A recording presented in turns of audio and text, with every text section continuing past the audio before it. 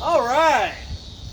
Time for another fun-filled episode of How to Foo, and I'm your gracious host, Turtle Sage. It's my man, Cowboy.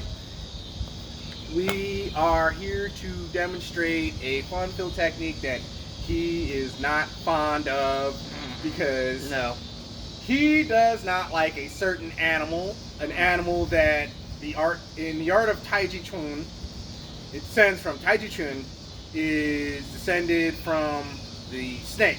And the snake, in Kung Fu, Chinese martial arts, is all about the soft touch. It's all about fluidity. It's all about hitting you in your soft spots and precision and speed.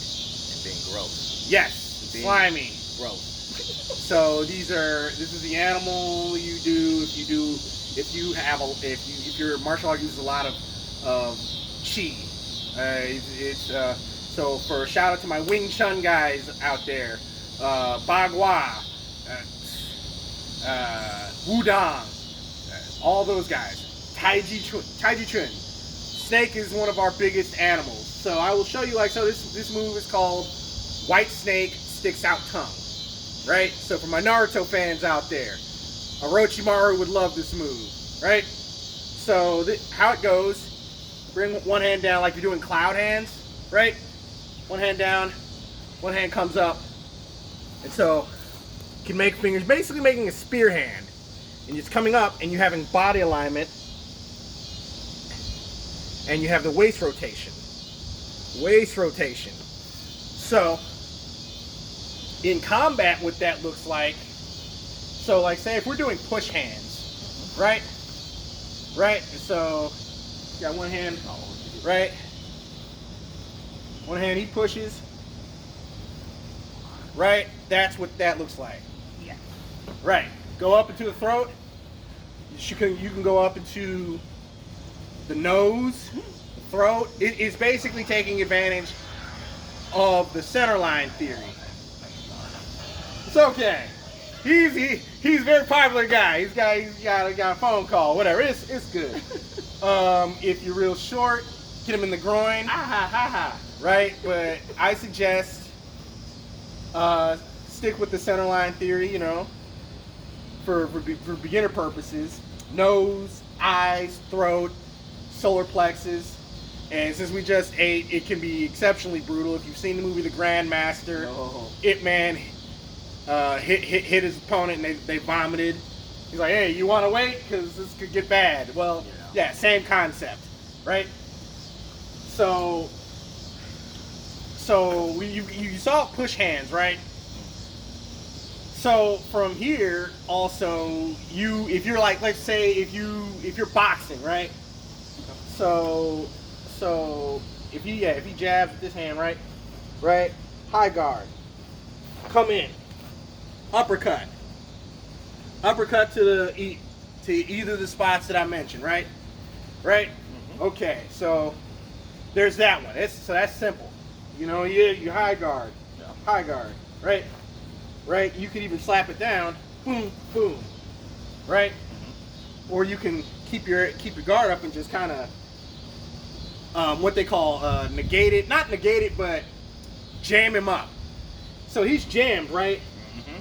So unless he knows about inch power and neutralization, he's gonna have to try and get some space. But what if he can't get space? What if he's against the wall? No. Come in, uppercut. So this is good if you're got someone up against the ropes.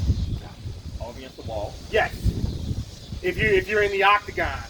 Exceptionally good, because I see a lot of those guys don't know how to neutralize and root. Sucks for them. If they ever fight somebody who does. Anyway, so let's just say he's got me in the clinch, right? He yanks me in real hard, right? Oh, again, you're fighting guys in the octagon. So when you get clinched, always remember, keep your back straight. Don't bend over like this. This is how you get kneed. So keep your back straight, right? So you see my hand, this is where my right hand is, right? I can come in with the inch power. He backs off like a snake. If I'm really mean, I continue again with the throat. Double tap. Yeah. But I'm not that mean. This is my boy. I got one partner. I don't want to break him. right? Yikes. So that's one from the clinch. If you're on the streets and he clinches you, right? He pulls you in, right? Remember, keep the back straight. Sink, sink, sink. Oh yeah, drop your knee on his, because this is the power of Tai Chi. It's subtle. You sink, he's bent over.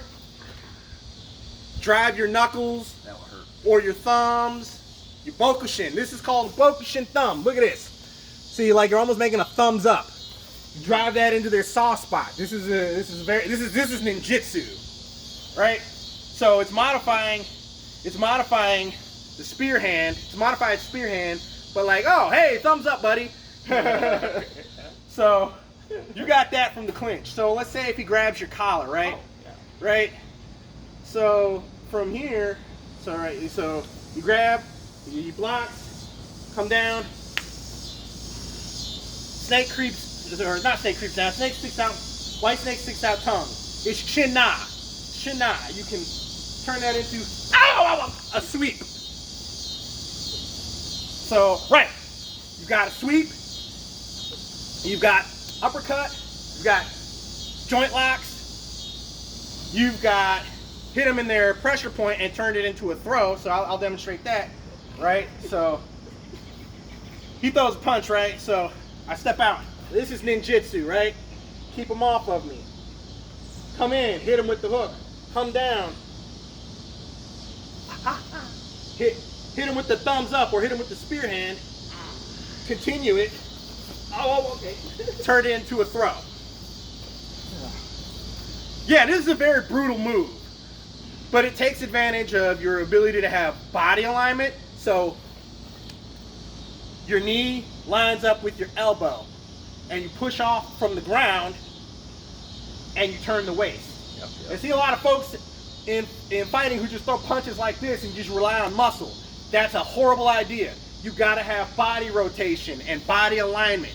Without that, this move does not work. But with it, you can see it can be quite devastating. So again, he grabs me by the collar, right? He gonna beat me up like I owe him money, like I should have been out on the stroll or whatever. You know? For some reason, that episode from Family Guy is still beating up Right. Ryan. Where my $5, man? Right. I owe $5. But so right, I block, right? But I sink at the same time, even sinking his weapon. So I'm grabbing hold of his arm, and this is his way. So a natural instinct of a lot of people, especially men, is when they grapple you, and they want to stay in the fight. That's their way of knowing that they're in the fight. Mm-hmm. So you pull down, you sink, right? Sink. You ain't got to use muscle. So I put my thumb in between his two knuckles right here. So if you look closely, like here, right here, thumb's right there. This is some basic chin-na. So I'm gonna make his arm go that way. So Rest of the body gonna stay, the arm gonna go. right. So if he doesn't move his body, his wrist is gonna get broken. But in the midst of his wrist getting broken, you add snake creeps down, or white snake sticks out tongue. So you're creating a complete motion. So this is what is known as splitting energy. So in a sense that it's splitting energy is a counterbalance. So it goes like this. So if you do this with a spear, one arm's getting pulled down and it's getting driven right into your soft spots, your bicep, your tricep. It's horrible. Or it's getting driven into your solar plexus and your throat, your nose, your eyes. Chinese and Japanese martial arts are exceptionally brutal for this reason, right? So I'll demonstrate again. He's got me. He yanks me in, right? Boom, right? Slap him in the face. Pull down. Yank down. Boom. Turn it into a throw. I'm going to throw him completely because it's grass and concrete, even though he knows how to break fall. Yeah. But yeah, so you're creating that counterbalance, and that's what Tai Chi is. It's always a counterbalance. That's what ninjutsu is. You're creating that counterbalance. And when you have body alignment with speed and a counterbalance and the breath, the expanding and contracting, you can create maximum damage and power with no muscle. Add in that too. Oh, see, now if you really that mean, you got this knife right here. Imagine doing that with a knife. Oh, you don't have to imagine. If you've seen an action movie, you know how this ends, with a lot of blood. So we're not gonna do that, because I like him. So with that said, you're only limited to your imagination and the depth of your technique, right? Yep. And this is in your 24 form. If you do Chen style Tai Chi or Hunyin Tai Chi, it usually follows, you know, you have 6 harmonies, right? Come in, come down, thrust. So simple. Anybody can do it. You can be 90 years old like Master Zhang, or you can be a dainty little Chinese girl like Master Zhang Zhujin's granddaughter. She's deadly, right? You could be like Zhang Zi in the Grandmaster, Crouching Tiger, Hidden Dragon. She's a dainty little Chinese girl, really cute. Probably gonna ask her out on a date if I ever see her. Whatever. Anyway, not snake creeps down. Why do I keep saying snake creeps down? White snake sticks out tongue, the Orochimaru technique. A snake is a snake regardless of what Right. you say. Yeah. It could be poisonous, it could be a constrictor. Both of them have applications in this move. True. You're mimicking the way a snake sticks out its tongue, and in a sense, in fighting, the snake, to mimic a snake, you're using your fist, your jab, your lead hand as a feeler. So you touch down, right? So come down, right? Yank them in. Constrict, inject the poison. You have to say it like that. Yeah. It's a snake, baby. You're like Indiana Jones over here. He hates snakes. But with that said, practice hard, my friends. Be water. You're only limited to your imagination. And with that said, Turtle Sage and Cowboy signing off.